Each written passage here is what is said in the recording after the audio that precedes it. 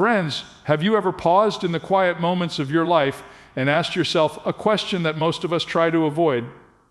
A question that lingers, whispering in the corners of our hearts, what happens when my time on this earth comes to an end? It's a question none of us can escape, no matter how much we try to push it away. Death is the one journey every human being must take, yet so few of us are truly prepared for it. And I want to talk to you today, not to bring fear, but to bring clarity, peace, hope, because the truth is, how we face death changes the way we live today. It changes how we love, how we forgive, and how we spend each precious moment. There is a way to meet life's final chapter not with dread, but with confidence, not with regret, but with assurance, not with emptiness, but with fullness. I invite you to lean in with me now as we explore together what it means to prepare, not just for death, but for a life well lived, a heart at peace, and a hope that transcends even the grave. It's not just a conversation about endings, it's a conversation about eternity. We begin with a reality that is as certain as the rising sun. Death comes for every one of us. It does not ask for permission, it does not knock before entering, and it respects no title, no wealth, no influence. It is the one truth that unites all of humanity, great equalizer that reminds us in the most profound way of our mortality. And yet so many of us live as if we are immune. If life will stretch on forever and death is something that happens to someone else, how many of us have put off thinking about it, tucked it away behind distractions, work, family obligations, and the business of everyday life? It is natural to avoid the thought of death. It is human to cling to life, to desire more time, to want to postpone the inevitable. And yet, avoidance does not change reality. It merely prolongs our fear, our confusion, and our uncertainty. To prepare for death wisely, we must first acknowledge it honestly. We must look it squarely in the eye and admit that one day our time here will end. That acknowledgement is not morbid, it is liberating. When we accept what is inevitable, we can begin to live in a way that is intentional, purposeful, and meaningful. Consider the stories of people who have faced death with awareness, those who have walked through illness, who have held the hands of loved ones as they passed, who have stared into the face of mortality. They often tell us something profound. They say that when death is recognized and accepted, life itself becomes richer. Every moment matters more. Every conversation, every expression of love, every act of kindness takes on weight, depth, and significance. Understanding the inevitability of death sharpens our vision. It clears the fog of distraction, and it allows us to see what truly matters. The Bible reminds us that life is fleeting, like a breath or a passing shadow. One day we are here and the next we are gone. But this is not a message to make us despair. It is a call to live wisely. It is a reminder that time is a gift, and how we choose to spend it is what defines us. When we live as though life is temporary, because it is, we begin to prioritize differently. We forgive more readily, we love more deeply, we give more generously, and we treasure the simple, everyday moments that we often overlook.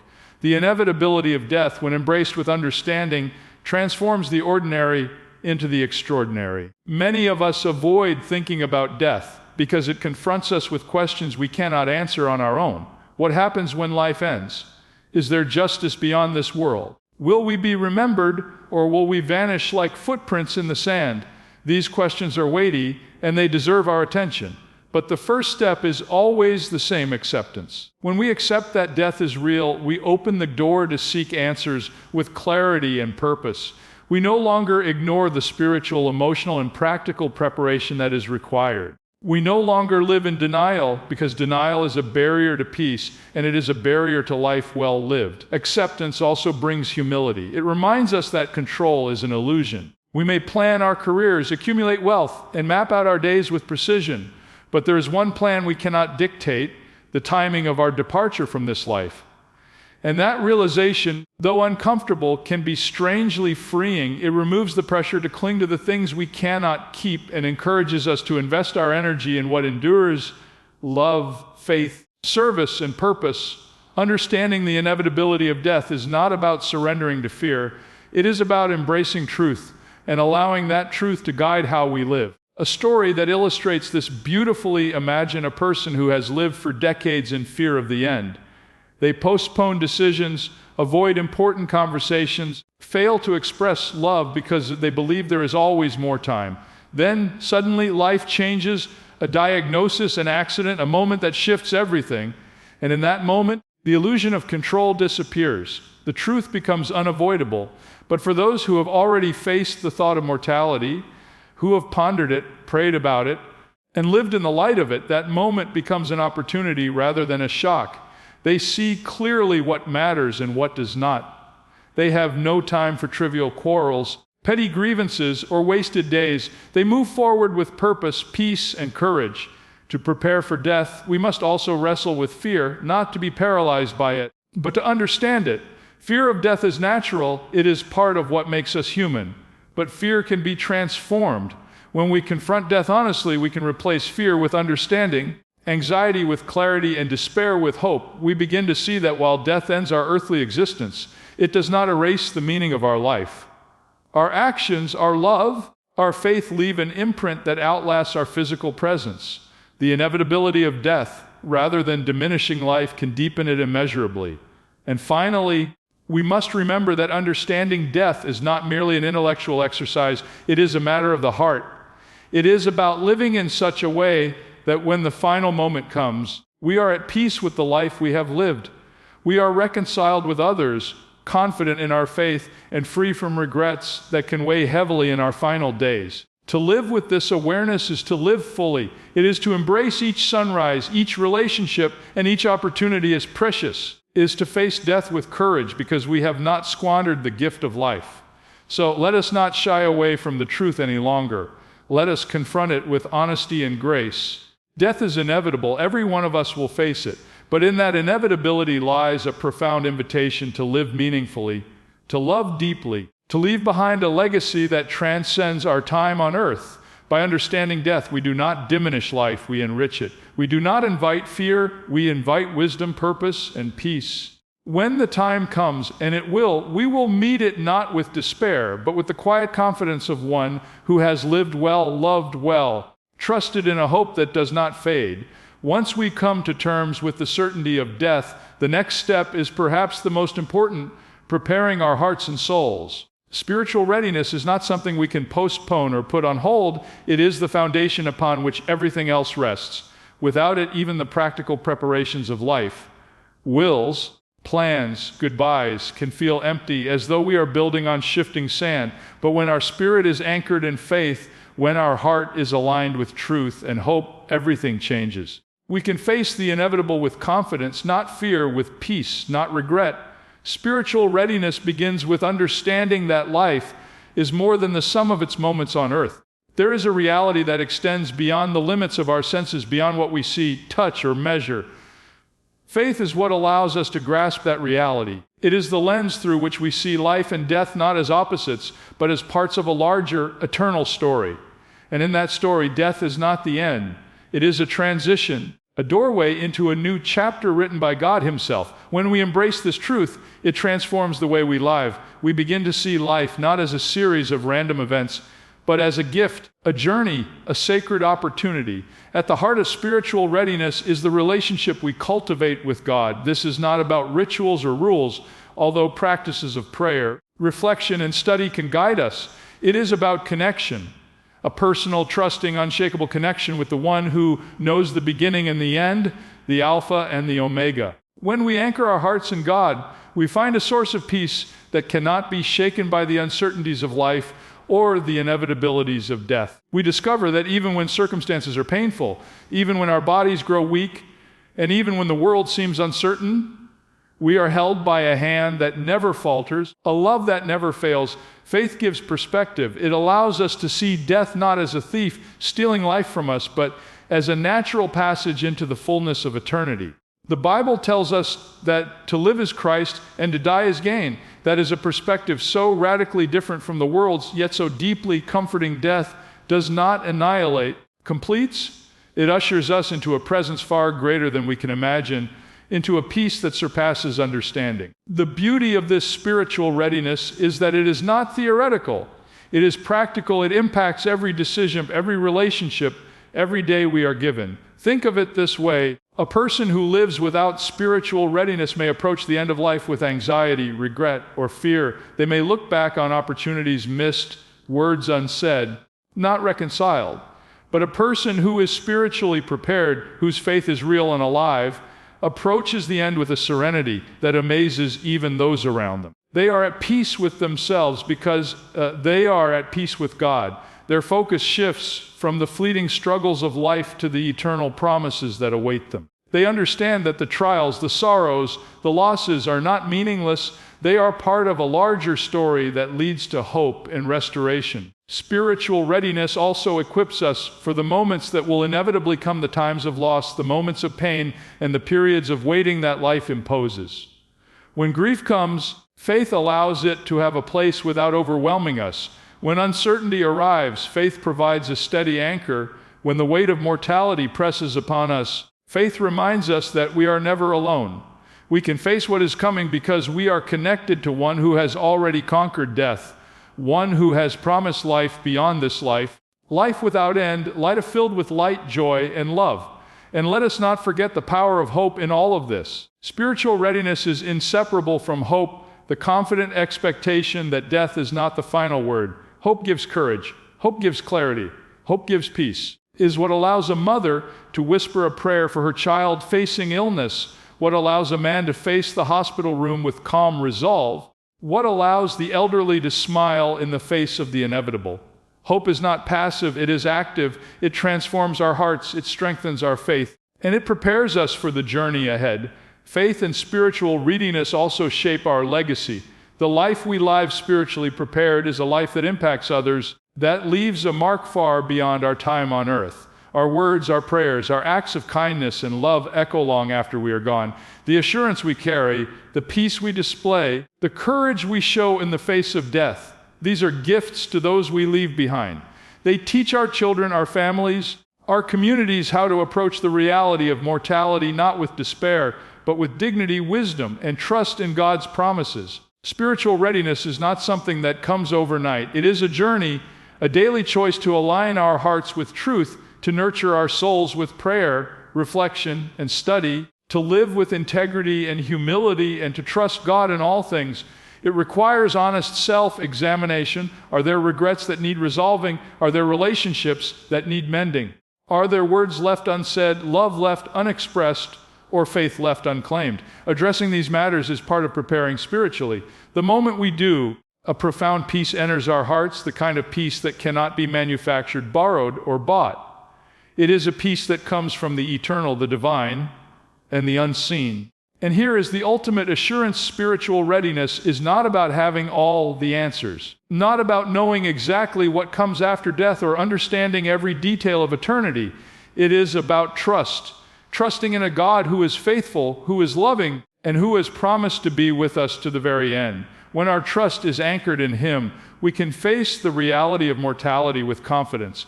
We can say with conviction, even in the shadow of death, that all is well, that we are ready, that we are not alone, and that life, true life, awaits us. So, spiritual readiness is the cornerstone of preparation for death. It shapes our understanding, informs our choices, guides our hearts, and steadies our souls. It is the source of hope, courage, and peace. And when we cultivate it, when we allow our faith to grow and our trust to deepen, we are equipped not only to face death, but to embrace life fully, intentionally, and meaningfully. Once we have acknowledged the inevitability of death and prepared our spirits through faith, there is another crucial aspect that cannot be overlooked: preparing our lives practically and emotionally. Spiritual readiness gives us hope and peace, but practical and emotional preparation equips us to face the realities of life's end with clarity and confidence. It allows us to ensure that our affairs are in order, that our loved ones are not burdened with confusion or uncertainty, and that we can embrace the final chapter of life with dignity and purpose. Practical preparation begins with clear, thoughtful planning. This includes legal matters, financial arrangements, medical directives, and personal wishes. It may not be pleasant to think about, but having a will, a living will, the necessary documents in place is an act of love toward those who will remain after us. It removes guesswork, reduces conflict, and gives guidance to those we care about most. Preparing these matters is not about fear, it is about responsibility, clarity, and compassion. It is a way to provide order in a time that could otherwise be filled with confusion and sorrow. But practical preparation is only part of the picture. Emotional preparation is equally vital, though far less tangible. It is about resolving inner conflicts, seeking forgiveness where it is needed, granting forgiveness where it has been withheld.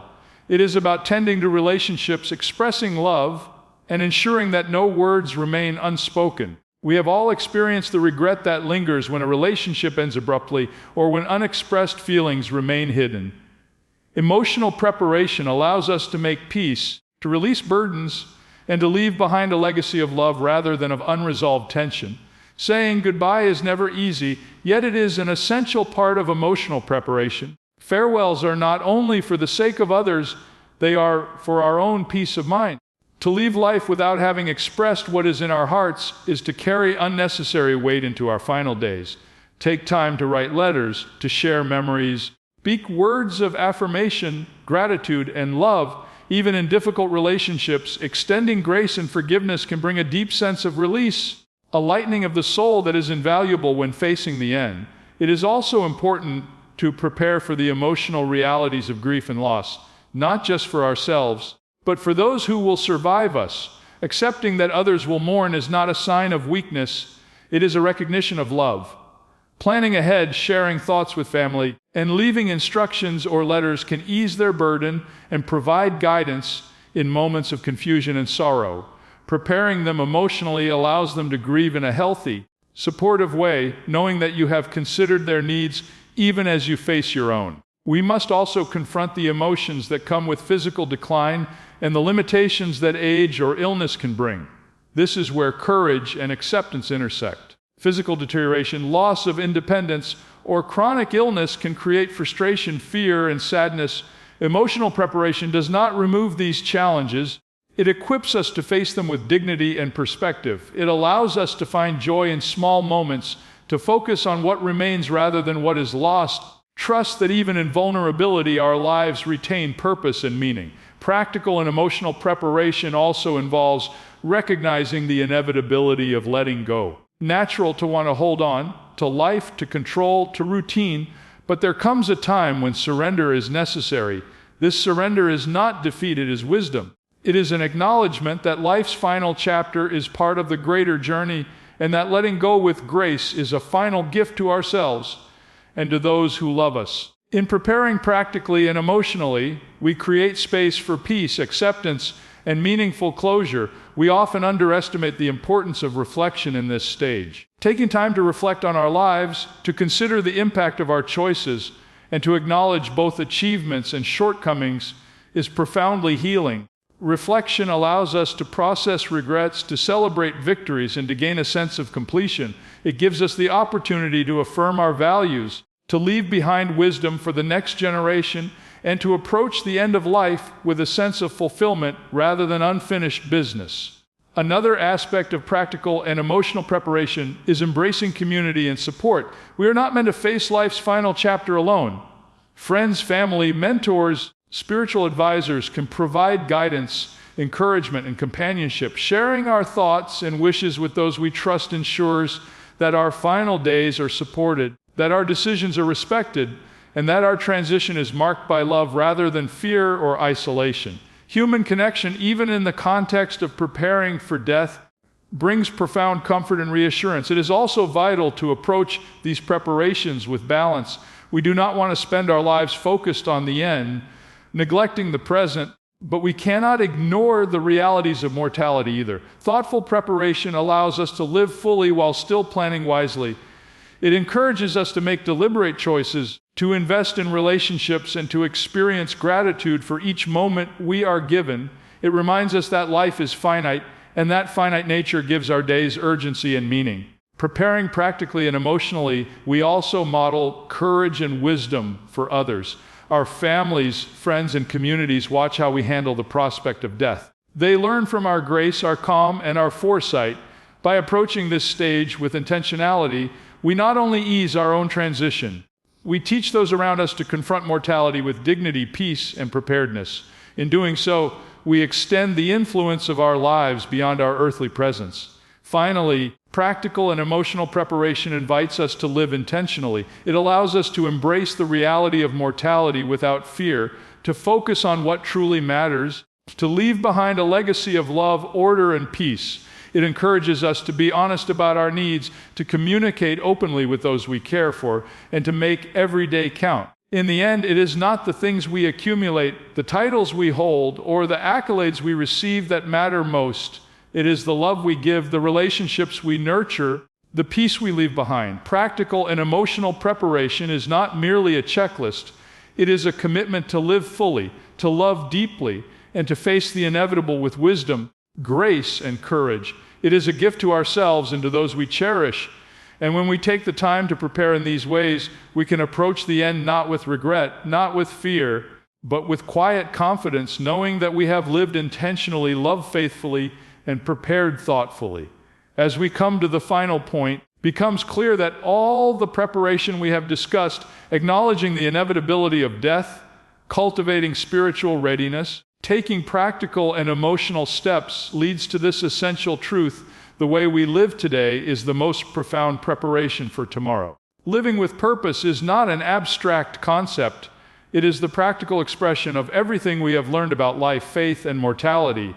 It is about making each day matter, investing in what endures, and ensuring that when our time comes, we leave a legacy of meaning, love, and fulfillment. To live with purpose, we must first understand that life is a gift. Gifts are meant to be treasured and used wisely. Every day, every hour, every minute we are given is an opportunity.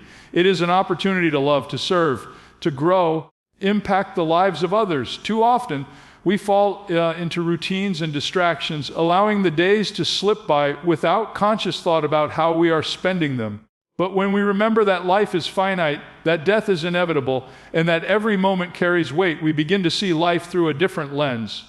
Ordinary moments become sacred. Ordinary tasks take on significance, and the way we treat each person we encounter becomes an act of eternal value.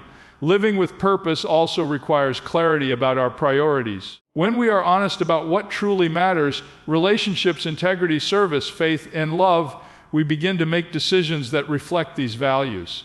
We stop chasing what is fleeting, trivial, or self-serving. We invest our time and energy where it counts. We forgive more readily, love more openly, and focus on the things that have lasting significance. Living with purpose is not about accomplishing everything or gaining recognition. It is about aligning our actions with our deepest values, ensuring that our lives reflect the principles we hold most dear. Another essential aspect of living with purpose is intentionality. Purposeful living is not passive. It requires thought, planning, and action. It means being deliberate about how we spend our days, the choices we make, and the people we prioritize. It is about creating a rhythm in life that fosters growth, joy, and meaningful connection. When we live intentionally, we refuse to drift aimlessly. We refuse to postpone love, forgiveness, or gratitude. We seize the opportunities before us, knowing that the clock is always moving forward and that the moments we waste cannot be reclaimed. Living with purpose also demands courage. To live intentionally often means making difficult choices, stepping away from habits or relationships that hinder growth, and confronting fears that hold us back. It is easier to drift, stay within comfort zones, to ignore the call of meaningful action. But courage transforms life. It empowers us to speak words of truth, to extend love where it is needed, serve where it matters most, and to embrace opportunities that challenge and stretch us. Courage, fueled by faith and guided by values, allows us to live fully even in the shadow of mortality. Service is another cornerstone of a purposeful life. We were not created to live solely for ourselves. Our greatest impact often comes not from what we achieve or accumulate, but from how we serve others. Acts of kindness, moments of generosity, gestures of compassion, these are the expressions of a life lived with purpose.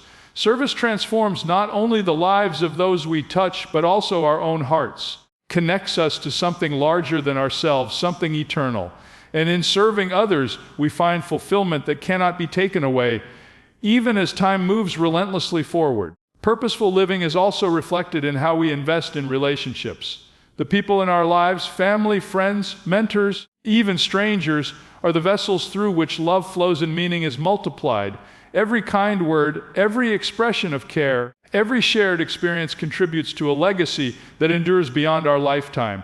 Relationships require attention, nurturing, and intentional effort. Living with purpose means making time to be present, to listen, to encourage, and to love without reservation. It means leaving no room for regrets born of neglect or unspoken words. Reflection plays a critical role as well. A life lived purposefully is a life that takes stock, evaluates priorities, and adjusts course when necessary. Reflection allows us to recognize wasted opportunities, to correct mistakes, and to celebrate victories. It provides a rhythm of pause and consideration, ensuring that we are not merely moving through life, but moving with intention. Through reflection, we gain wisdom, clarity, and insight that guide our actions and deepen the impact of our lives. Living with purpose also invites us to embrace gratitude and joy. Purpose is not only about duty or responsibility, about fully engaging with life, appreciating the beauty, the love, and the simple blessings that surround us. Gratitude transforms perspective, helps us see the value in everyday experiences, and nurtures contentment even amid challenges.